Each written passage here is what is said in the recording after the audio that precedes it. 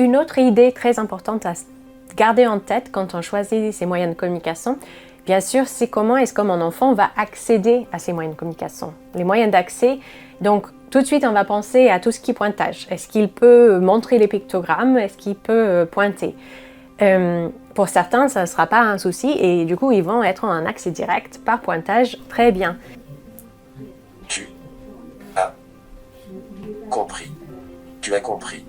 Mais pour d'autres, ils n'ont pas de pointage précis, voire pas l'utilisation du tout de leurs mains. Donc, Estelle, la question, si mon enfant ne peut pas pointer, est-ce qu'il peut quand même utiliser la communication alternative et augmentée? La réponse est oui. Bien sûr. Si on n'a pas la possibilité de pointer directement, on a plein d'autres options qui existent. On peut déjà par exemple jouer sur la taille des pictogrammes, que ce soit sur du papier ou sur une tablette.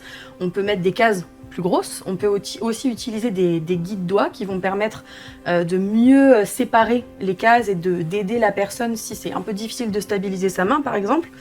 Ensuite, on a tout ce qui sont les pointages adaptés, on va dire, avec des aides matérielles.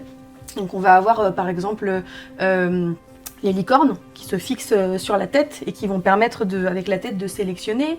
On va avoir aussi tout ce qui est les accès par commande oculaire. Au lieu de pointer avec nos doigts, on va pointer avec nos yeux.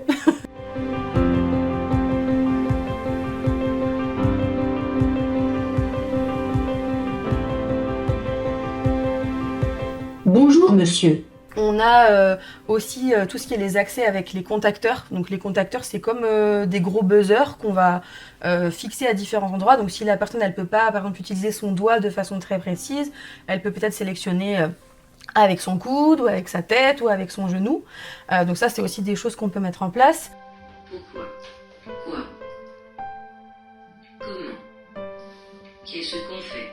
On va pouvoir aussi utiliser du balayage assisté, donc ça c'est un mot un peu technique, mais c'est pour des personnes qui vont avoir des difficultés très importantes au niveau visuel ou au niveau auditif.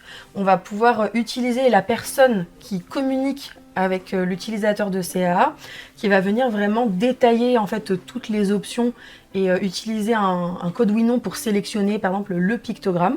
Voilà, donc on a aussi toutes des adaptations visuelles avec des pictogrammes qui vont être spécialisés, avec des contrastes, avec des bordures. Voilà, on a plein de choses qu'on peut mettre en place. Il faut juste des fois prendre le temps d'essayer.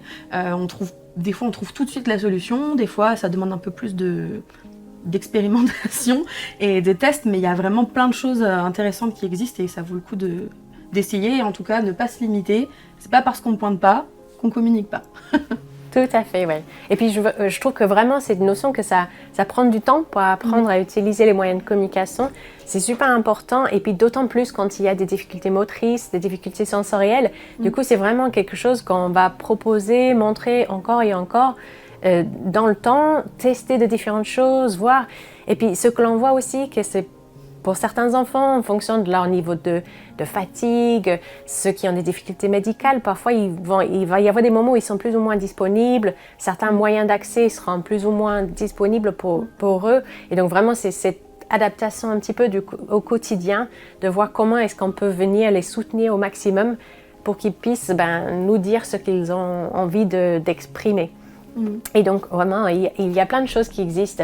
Et c'est vrai que de plus en plus d'orthophonistes et des ergothérapeutes, ils sont formés en communication alternative. Ils peuvent aider justement les familles à trouver des solutions en disant c'est pas parce qu'il y a des difficultés très importantes qu'il n'y aura pas de solution en matière de communication. Ça ne veut pas dire que c'est simple à trouver, mais il y a des choses qui existent, des adaptations qui existent. Et puis, comme pour les outils, ça peut aussi être des modes d'accès qui sont complémentaires. En fonction de la fatigabilité de la personne, on peut avoir la possibilité, par exemple, à un moment de la journée de pointer, et puis à un autre moment, elle sera trop fatiguée, et dans ce cas-là, on va avoir une solution alternative aussi en tant que mode d'accès. Donc c'est vraiment très intéressant. Et si vous avez besoin de conseils, n'hésitez pas, si vous trouvez des professionnels formés, à vraiment explorer toutes les options avec eux.